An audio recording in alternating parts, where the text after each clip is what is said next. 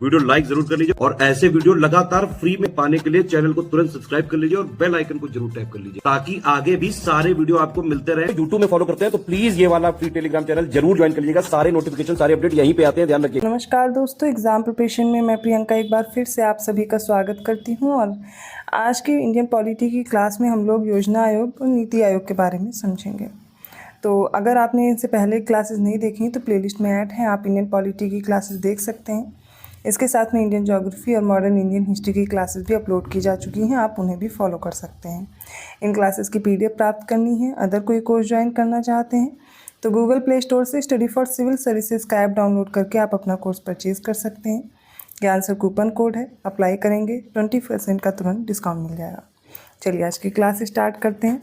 तो सबसे पहले बात करेंगे नीति आयोग की रचना के बारे में। तो इसमें एक अध्यक्ष होते हैं। अध्यक्ष कौन होते हैं? जो कि प्रधानमंत्री होते हैं। तो इस समय कौन है अध्यक्ष? श्री नरेंद्र मोदी जी, ठीक है। उपाध्यक्ष श्री सुमन बेरी हैं, एक उपाध्यक्ष होते हैं। मुख्य कार्यकारी अधिकारी हैं BVR सुब्रमण्यम अय्यर। तो 13 अगस्त 2014 को मोदी सरकार ने 65 वर्ष जो पुराना योजना आयोग था उसको भंग कर दिया था और इसके स्थान पर एक नए निकाय की निकट भविष्य में स्थापना की घोषणा की थी। उसी के अनुरूप 1 जनवरी 2015 को नीति आयोग की स्थापना योजना आयोग के उत्तराधिकारी के रूप में की गई, ठीक है। अब ये नीति आयोग क्या है? तो national institution for transforming India इसका फुल फॉर्म है। नीति आयोग योजना आयोग की ही तरह भारत सरकार के कार्यकाली संकल्प अर्थात केंद्रीय मंत्रिमंडल द्वारा सृजित निकाय है। इस प्रकार यह न तो संवैधानिक होता है और न ही वैधानिक निकाय है। दूसरे शब्दों में बात की जाए तो एक गैर संवैधानिक अथवा संविधानेतर निकाय है और साथ ही एक गैर वैधानिक संसद के किसी अधिनियम द्वारा जो अधिनियमित नहीं है ऐसा निकाय भी हो जाता है। योजना आयोग और वित्त आयोग, इनके विलय का सुझाव MV माथुर ने दिया था। श्री MV माथुर 1960 में गठित तीसरे वित्त आयोग के सदस्यों में से एक थे। नीति आयोग भारत सरकार की नीति निर्धारण का शीर्ष प्रबुद्ध मंडल या थिंक टैंक है जो निदेशकी एवं नीतिगत दोनों प्रकार के इनपुट प्रदान करता है। योजना आयोग का जो गठन है वो केंद्रीय मंत्रिमंडल के एक संकल्प के द्वारा 15 मार्च 1950 को किया गया। प्रधानमंत्री इसके पदेन अध्यक्ष होते हैं। योजना आयोग के प्रथम उपाध्यक्ष कौन थे? गुलजारी लाल नंदा थे और इसका मुख्य कार्य केंद्र की पंचवर्षीय योजनाओं का निर्माण करना था। योजना आयोग को समाप्त करके उसके स्थान पर 1 जनवरी 2015 को नया संस्थान लाया गया। नीति आयोग अस्तित्व में आया। नीति आयोग के उपाध्यक्ष का दर्जा भारत सरकार के कैबिनेट मंत्री के समान होता है। नीति आयोग सहकारी संघवाद के सिद्धांत पर आधारित है। राष्ट्रीय विकास परिषद का जो गठन है वो 6 अगस्त 1952 को हुआ था। प्रधानमंत्री नरेंद्र मोदी ने 15 अगस्त 2014 को लाल किले की प्राचीर से स्पष्ट उद्घोषित किया था कि योजना आयोग के स्थान पर एक नया संस्थान अस्तित्व में अब आएगा। योजना आयोग के प्रथम अध्यक्ष तत्कालीन प्रधानमंत्री जवाहरलाल नेहरू थे क्योंकि प्रधानमंत्री इसके पदेन अध्यक्ष होते थे। तो योजना आयोग के स्थान पर स्थापित नवीनतम नीति आयोग के पदेन अध्यक्ष भी प्रधानमंत्री ही होते हैं। डॉक्टर मनमोहन सिंह 15 जनवरी 1985 से 31 अगस्त 1987 तक, प्रणब मुखर्जी 24 जून 1991 से 15 मई 1996 तक ये योजना आयोग के उपाध्यक्ष रहे हैं।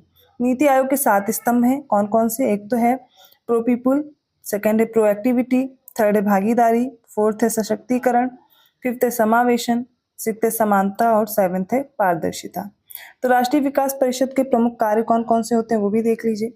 पहला कार्य राष्ट्रीय योजना निर्माण हेतु दिशा निर्देश प्रदान करना, साथ ही योजना के संसाधनों का मूल्यांकन करना।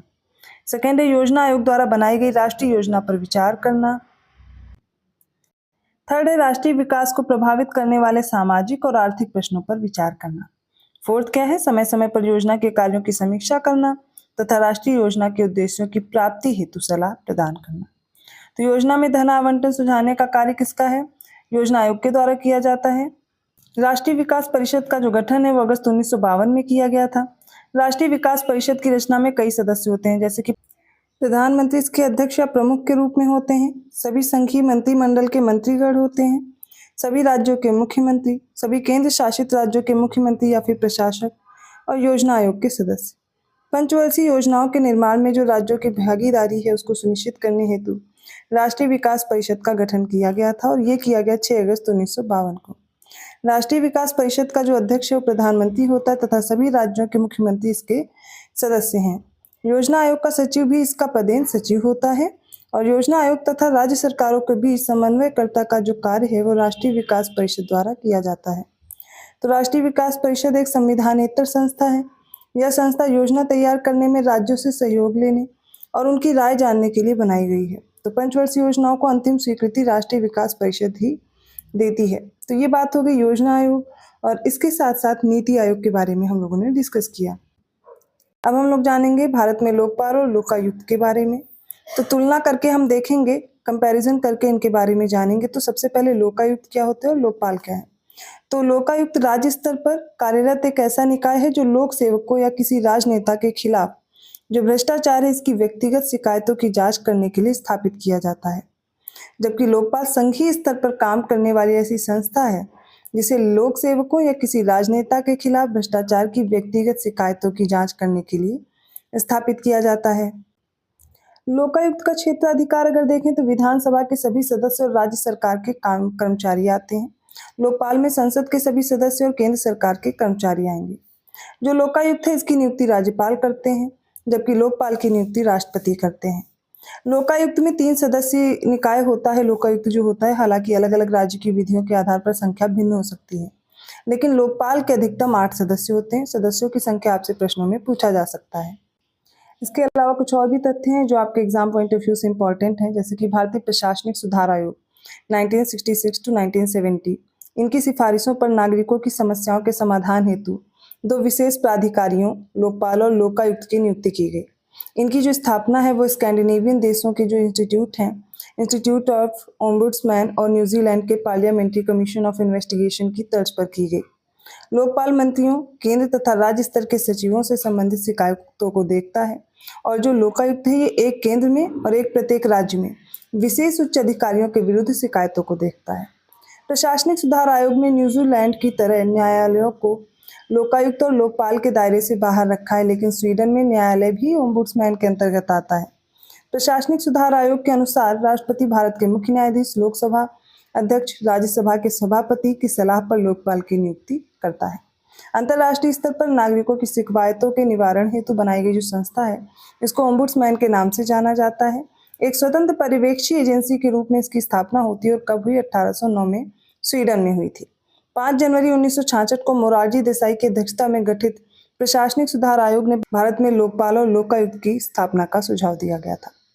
भारतीय संसद में लोकपाल विधेयक सर्वप्रथम 1968 में चौथी लोकसभा में प्रस्तुत किया गया था, परंतु ये विधेयक पारित नहीं हो सका था।